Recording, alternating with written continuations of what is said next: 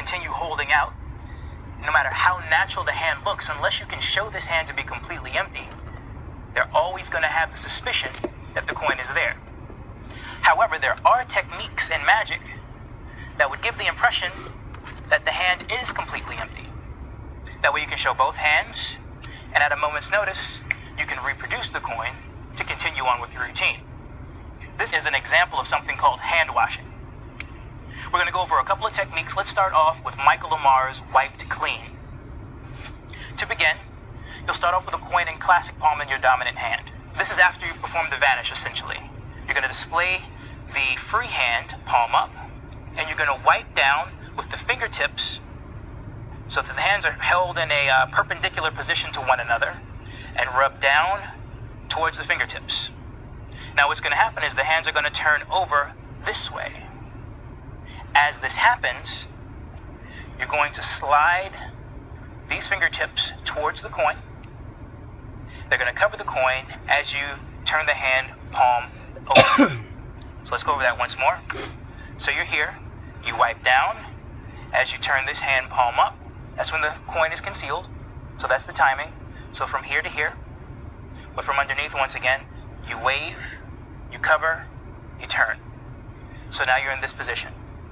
Now what you're going to do is show this palm completely empty by pushing the coin down the fingers until it reaches the fingertips this way.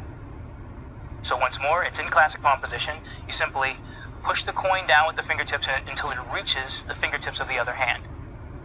So let's go back and go over what we've discussed up to this point. From here to here, rotate, show, bring the coin down into this position. Now what's going to happen is it's going to appear as if you're just showing the back of this hand. In doing so, you'll actually carry this coin into a fingertip rest as you point to the back of the hand, allowing the hand to classic palm this coin at this point. Extend all the fingers as this hand turns palm up and brushes down the hand again. Now I know that's a lot to remember, so let's go over it once more. The coin is in classic palm after you've effectively vanished the coin. You're going to wipe down the hand, the fingertips touch. You're going to turn the hands palm up and palm down. As they turn palm up, the fingertips here simply cover the coin, push the coin down to the fingertips, turn this hand palm down, allowing the coin to go into classic palm as you brush down the side of the hand, and then flail the fingers out as you wave the hand again. So, you show a coin on the palm of the hand. Make the coin vanish. Immediately wipe the fingertips towards the other fingertips. The hands reverse their position. The fingertips cover the coin so you can display the entire palm of the hand. Push the coin down towards the fingertips. As this hand turns palm down to show the back of the hand, simply classic palm this coin. The fingers extend as you wipe again. So up to speed, the entire sequence looks like this. Watch the coin. The hands otherwise empty. And that is Michael Lamar's Wipe to Clean. So let's go over another way to show the hands empty after you've effectively vanished a coin.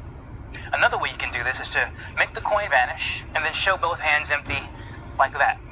It's a very casual handling. It causes a coin to go from classic palm in one hand into finger palm in the other, which can be useful. And the wipe clean technique, a coin goes from classic palm and ends in classic palm, which has its uses depending on the routine that you're using it in. Let's go over Jonathan Townsend's hand washing sequence. Start off with a coin in classic palm, do a classic palm false transfer to make the coin vanish. You're going to display both hands empty as you apparently need the ends of the hand as you massage them. You're going to use the palm down hand, almost in a caps or Mellini subtlety, to massage the back of the hand. Of course, you're holding out here. The thumb on top, the fingers underneath as you display this hand completely empty. Now the hands are going to reverse positions. This hand turns palm down, this hand is going to turn palm up. In that action, you're going to allow the coin to fall directly over the finger palm. Drop the coin into finger palm. This hand turns up directly on top of that coin, and you need the hand over here. So once more, make the coin vanish. You show this hand. You show this hand. the coin is completely vanished. In the addition to the need to show the hands completely empty and to be able to switch coins between the hands while holding out other coins, there will also be times when you will need to switch coins out for other coins. Here's a technique which will allow you to show one coin and switch it out for a completely different coin. This is called the Bobo switch. All you need are 2 coins, whether it be a copper silver coin or a regular coin for a trick coin or for coins of contrasting size or value. You simply hold one coin in your finger palm. Display one coin at the fingertips using that Ramsey subtlety that I'm such a big fan of. Turn the receiving hand palm up, holding the coin at the fingertips with the thumb and the index finger and the middle finger. What's going to take place are 2 actions that happen in a very quick succession. You're going to open all of the fingers, allowing the coin in your finger palm to fall into the receiving hand as you close the hand around it. But now you have this coin which is hanging in plain view for just a moment. What's going to take place is that coin now goes directly in the finger palm. In order to do this, as you drop, that coin goes directly in the finger palm. So, to narrow those actions down, as you drop the other coin, you'll notice how the index finger curls in slightly. Simply push the coin down with the thumb so that the index finger can release and the coin goes directly into a finger palm position.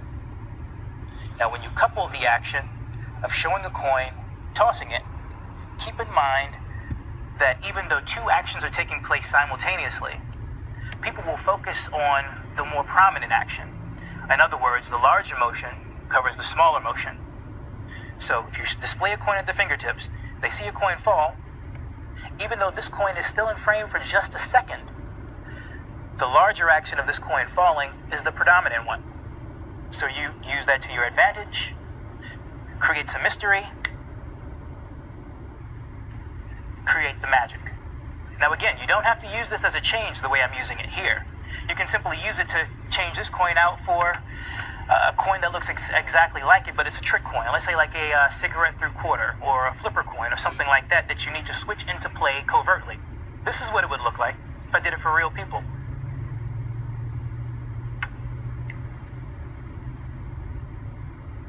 That's the Bobo switch.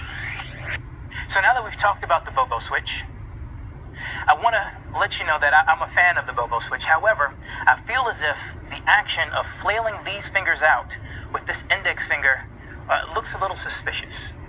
So I changed it slightly, and I call it the Jones switch. What takes place is instead of flaring out 3 of the 4 fingers, you're simply going to pull down and drop. So it's a lot more natural looking this way. You get a very visual change of a coin falling through the hand.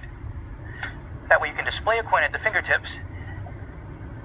You get very little movement of the fingers here. You don't see as much adjustment as you do with the traditional Bobo switch.